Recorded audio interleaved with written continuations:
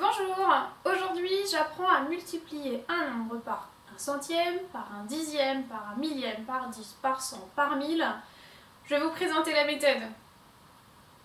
La technique que je vais vous présenter, c'est pour effectuer ces multiplications de façon mentale. Il faut que mentalement vous soyez capable d'effectuer ces multiplications-là.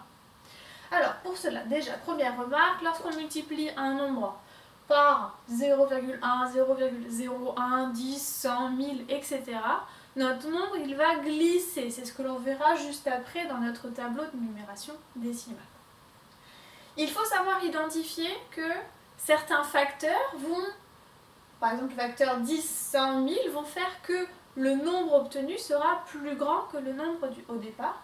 Et lorsque l'on multiplie par un dixième, un centième, un millième, etc., le nombre obtenu deviendra plus petit. Donc ça, c'est la première remarque. Donc on a besoin déjà d'identifier cela. Ça identifiera aussi le glissement. Est-ce que le nombre va partir vers la droite ou est-ce qu'il va partir vers la gauche? Est-ce qu'il va glisser? Pour cela, on complétera dans nos deux exemples cette phrase-là. Le plus simple, c'est qu'on passe à l'exemple tout de suite.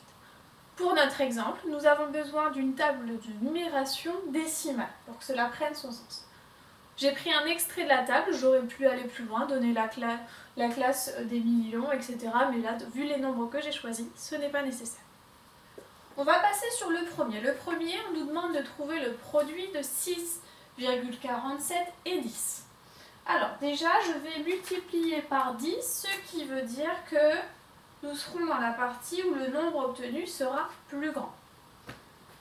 On va compléter notre table de numération avec notre nombre 6,47. Je n'ai pas besoin d'expliquer comment est-ce que l'on complète une table, ça vous savez le faire. J'ai placé mon 6 dans la colonne des unités parce que 6 est le chiffre des unités. On va compléter ici. Alors, si je multiplie 6,47 par 10, le chiffre des unités ici, qui est le 6, devient le chiffre des... Eh bien, comme on multiplie par 10, ça viendra le chiffre des dizaines.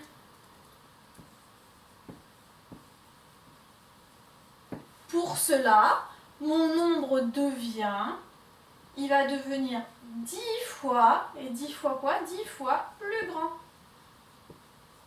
Maintenant, on va le montrer avec notre effet de glissement dont je vous parlais. Mon chiffre des unités est actuellement ici. Je veux qu'il devienne le chiffre des dizaines. Donc pour cela, mon nombre entier va devoir glisser jusqu'à ma colonne des dizaines. Cette fois-ci, j'obtiens alors le chiffre 6. J'obtiens toujours le chiffre 6 dans la colonne des dizaines. Dans la colonne des unités, j'aurai 4 unités et j'aurai 7 dixièmes. Ma virgule prend cette place-là maintenant entre le chiffre des unités et le chiffre des dixièmes.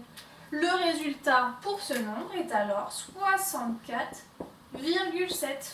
Mon chiffre a glissé de 1 rang vers la gauche pour être 10 fois plus grand. On passe au second exemple. Dans le second exemple, nous avons une autre multiplication à effectuer. Cette multiplication-là, ça va être la multiplication de 314,1 par 1 centième.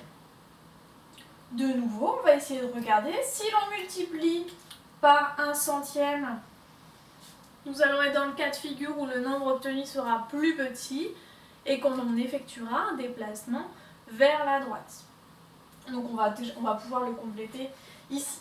Si je multiplie 314,1 par 1 centième, le chiffre des unités qui est le 4, multiplié par 1 centième, ça veut dire que le chiffre des unités devient le chiffre des centièmes, d'où le fait de pouvoir lire ce nombre. Le chiffre des centièmes. Si l'on est le chiffre des centièmes, ça veut dire que mon nombre devient 100 fois plus petit. Parce que dans le mot centième, on entend le mot 100. Donc 100 fois plus petit. On va passer au glissement de notre nombre. De nouveau, je vais positionner notre nombre 314 unités et 1 dixième.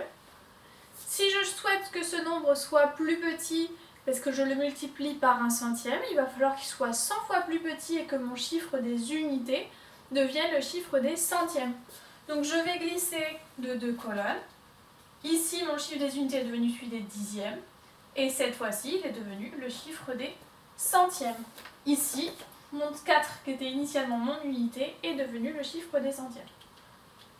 Le nombre que j'obtiens alors est 3 unités et 141 millièmes. Donc 3 unités et 141 millièmes.